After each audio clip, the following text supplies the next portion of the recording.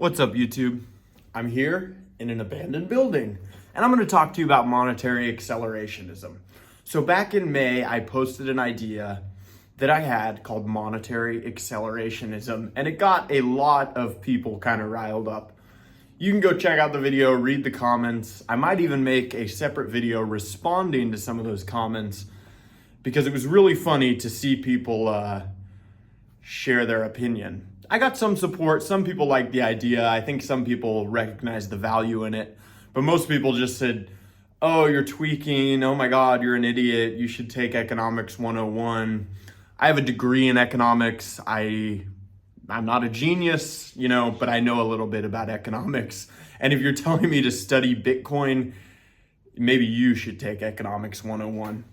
But I'll respond to the hate comments in another video. I just wanted to revisit monetary accelerationism because I still think it's a good idea.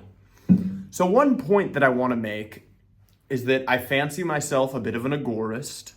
I like SEK3. Highly recommend that you read or listen to some SEK3. And monetary accelerationism is by no means an agorist strategy.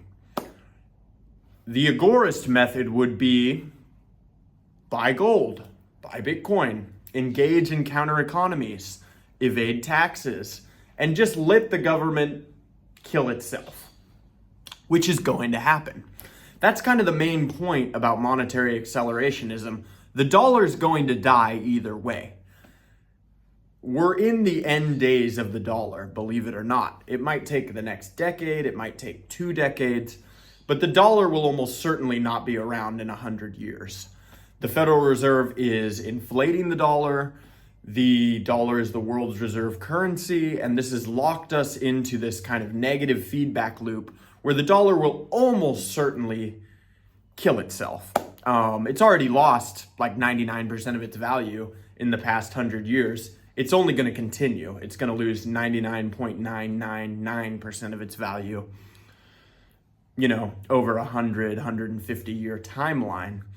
So with that being said, advocating for the government to print more dollars is not an agorist perspective. It's an accelerationist perspective. All that I'm trying to say with my idea of monetary accelerationism is the dollar is dying, whether you like it or not. The dollar is going to die. The dollar is losing its value. Central banks, the Federal Reserve, are printing dollars to no end. And this is what happens when you have a fiat currency and you have the government printing currency. Monetary accelerationism is just the simple idea of accelerating this. We need to print more, and the quicker we can print dollars and kill the dollar, the better. Now, a lot of people said, oh, buy Bitcoin. Oh, there's already an alternative. It's Bitcoin, blah, blah, blah. That remains to be seen. The point is, if we kill the dollar quicker, then we have to find an alternative. And who's going to decide what the alternative is? The market. That's how money works. When the government is not involved in money, the market will decide on a money alternative, whether it's Bitcoin, whether it's gold, what have you.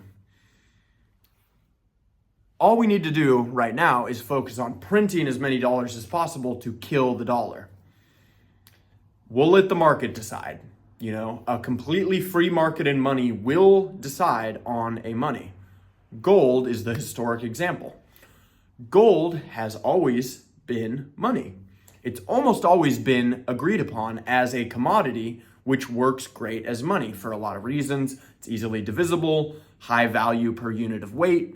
And one of the biggest things is that the stock to flow ratio is extremely high. There's very, very large amounts of gold. People have been hoarding gold for literally thousands of years. And the amount of gold mined every year is a very, very, very small amount compared to the stock of gold that we have on hand as humans. And this is good for money. You can read Ludwig von Mises, you can read some of these old Austrian economists and their Austrian theories of money. Is Bitcoin a good alternative? Well, that remains to be seen. Bitcoin does have a very high stock to flow ratio. Almost all of the Bitcoin, I believe, at this point has been mined. The block reward, I don't even know what it is at this point. I'm not big on Bitcoin, but the point is there's 21 million Bitcoin. That's it. It's supply constrained. The amount of Bitcoin added to the system by miners every day or year, what have you, is very small compared to the amount of Bitcoin that has already been mined and is held in wallets throughout the Bitcoin ecosystem. So there you go. Monetary accelerationism revisited. I will continue to make videos on monetary accelerationism because, not to toot my own horn, but I think it's a genius idea. I think it's a great idea. And as far as I can tell, I'm one of the first people who had this idea.